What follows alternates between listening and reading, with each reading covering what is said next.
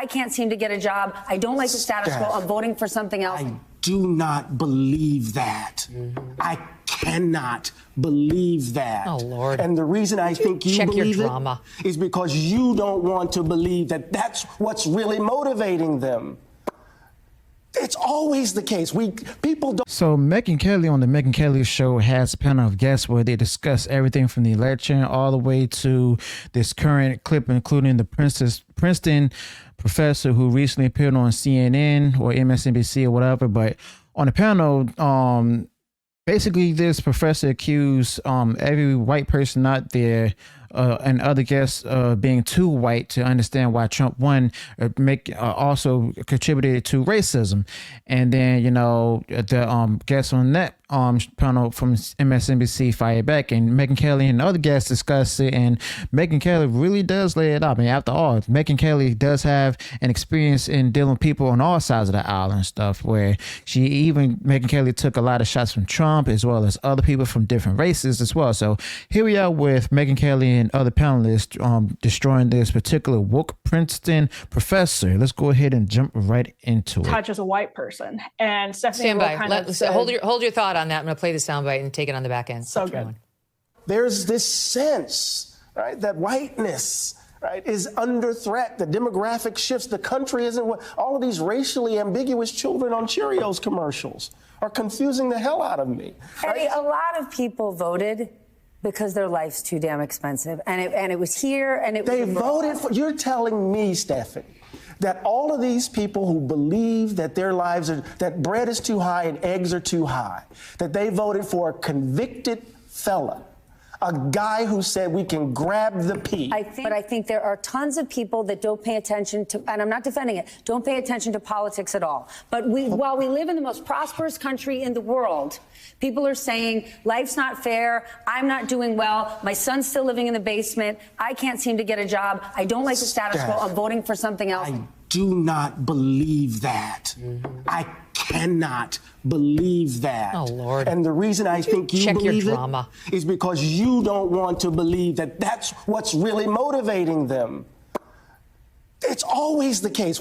People don't want to believe what the country actually is, because if they believe it, they're going to have to confront what's in them. Okay, first and foremost, I don't even know who the heck this guy is. Okay, it seems like another entitled black professor and everything who might have worked hard in the past and everything to get where he is right now, but at the same time, he has a sense of entitlement within him where he believes that he just go ahead and put the guys on where white people don't understand, you know, the how being too white is a problem, especially when Trump won and everything. And when the fact of the matter is he refuses to believe logic, where there's a lot of black people out there who voted for Trump because of the fact that they're sick and tired of paying for, you know, like saying that the cost of bread is too high, the cost of eggs is too high. I mean, this guy who's a professor at Princeton, who's probably making six figures, by the way, doesn't even have the idea of what it means to struggle nowadays. Maybe in the past, I don't know how familiar he is, whether he came from low income or middle income household, but the fact of the matter is he doesn't have that particular struggle that a lot of people of all races are struggling with, having to pay high price for milk, high price for orange juice, high price for bread, high price for cheese, high price for eggs, high price for all foods and stuff and goods, even gas. Okay, and while he go ahead and sit up here, even taking in millions and everything, since he's appearing on MSNBC and everything, where he like all of a sudden he's like, you all heard from himself, said that he doesn't know, he can't believe it. That's the reason why other people of other races voted for Trump. I mean, that's why I voted for Trump, because everything's too high.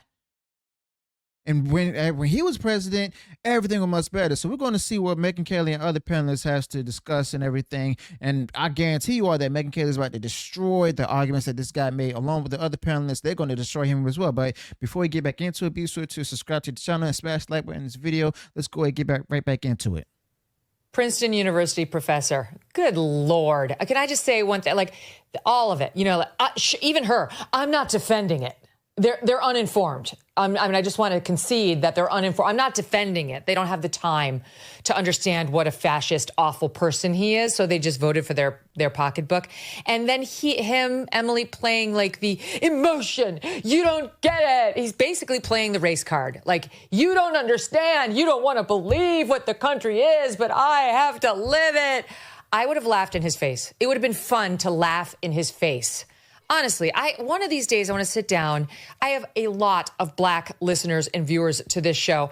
I would love to see any one of them sitting across from this guy playing his empty race card over and over. It only worked against Stephanie Ruhle because she has currency with these white liberal elites who need you to feel that way. You need to accept Eddie's worldview in order to be invited back to the cocktail party. So she's got to be like, oh, yeah, I feel the same. We're terrible. But, it's just like they didn't do their homework. Anyway, sorry, go ahead. No, she's my favorite. I call her Stephanie, what about Park Avenue Rule? Because one time she actually challenged Biden for demonizing Park Avenue and said people who live on Park Avenue are Americans too, Mr. Biden. Amazing. But that is, I was thinking the same thing. I was like, I would love to see a Black Trump supporter in conversation with Eddie Glaude Jr. because it is just so insulated. But this is what's happening in the party right now is you have like half of the voices saying that this was about misogyny and racism and the problem was with America, not with Kamala Harris. Then you have the other half, people like Jon Favreau and Ezra Klein, who are now trying to say the Democratic Party is fundamentally out of touch. You have to start treating people like Joe Rogan, who's a median voter, who's not a conservative person at all. You have to start treating him with respect and you have to start treating him seriously and you have to start treating his listeners with respect. And those two positions, what I find amusing and also kind of disgusting about it is that the people who are playing the race and sex card are holding everyone else hostage and prisoner because they, and by the way, everyone else who is now trying to course correct is responsible for their own hostage situation because they emboldened and they promoted that bullshit for years and years and years. And now they're actually trying to course correct and they can't because they're being held back by Eddie Glaude Jr., said just the dumbest stuff right there and has been promoted to be on MSNBC like every minute of every day. If you look up at MSNBC, there he is because they were supporting and promoting those ideas about American voters. So right, Emily, that is so brilliant. And here's also the breakdown of that argument. Even if there was a Black Trump supporter right there, not only will he get demolished and annihilated and everything, but he's going to, a man as educated himself or so-called educated, he will go ahead and also use feelings and emotions and everything. Just go ahead and make his point. But the fact of the matter is, those feelings and emotions will not beat or outdo a Black Trump supporter who may or may not have a college education. And the fact of the matter is, Megyn Kelly, as well as his other guests right here, have made this point factual. Because the simple fact that, they're the ones that people who might have been listening to last day when Obama was in office, but nowadays they're tired of it. They're not going to listen to them anymore because of the fact that they seen with themselves the numbers and stuff, the prices on everything going high. Like they're losing their homes, they're not able to feed their kids or even themselves and stuff. And the fact of the matter is that once you lose them, there's no going back. Okay, it's simple as that. And the fact of the matter is, this guy here, as they've shown this book, Professor and everything, he decided to go ahead and share these things because there's no other argument that he has to actually justify it. Okay, so let's go ahead and continue with this Megyn Kelly discussion. Exactly right. They painted their own prison cells and now they're locked in them and can't figure out how to get out of them. And Eddie's on the outside like, that you're where you belong. Here's just a little bit more from this guy. The audience may remember we ran a soundbite of him in October where he almost broke down on MSNBC. Watch. He's dangerous. He's dangerous to particular people because we got to keep this troglodyte out of office. Because if he comes in, our babies are going to be in danger. Because remember, those young children are going to grow up with the memory of having to not go to school for the threat of bombs. And somebody told them that their moms and dads eat cats, they eat cats and dogs. I'll get myself together, Claire. Okay, take a minute. Deep breath. Soy boy energy. Oh well, what about that? I understand. Eddie, he did need a minute to find his balls.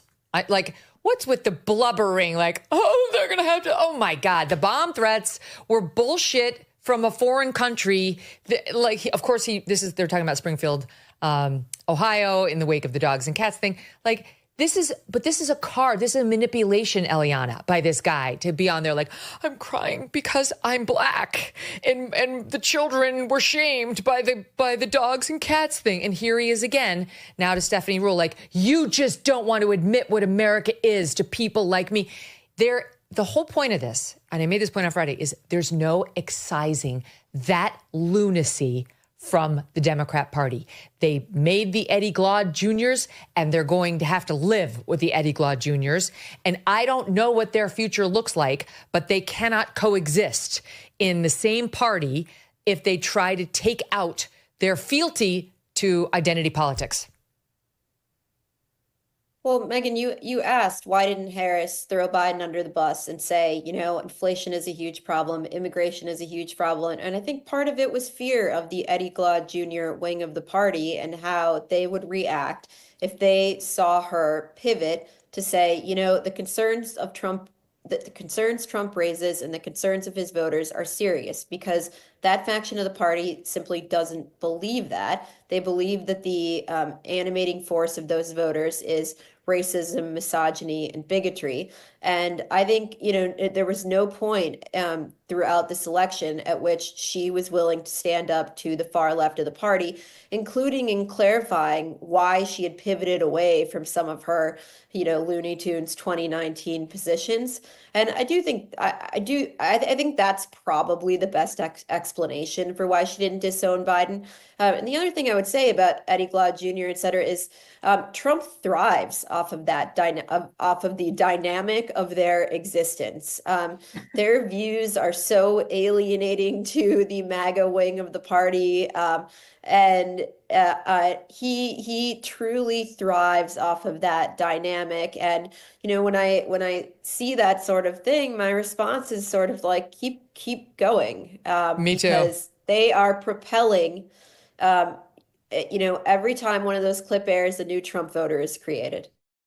That's definitely true, because of the fact of the matter is that's how Trump won this election. Okay, that's why people voted for Trump in this election. That's why Trump got so many support, including Megyn Kelly herself. Megyn Kelly did really nail the hammer on the head and drove it home because of and this guest right here as well, because of the simple fact that once people like Eddie Glaude and everything, who's this woke professor is, whenever they make these points and start speaking on these points as well, they're making more Trump supporters.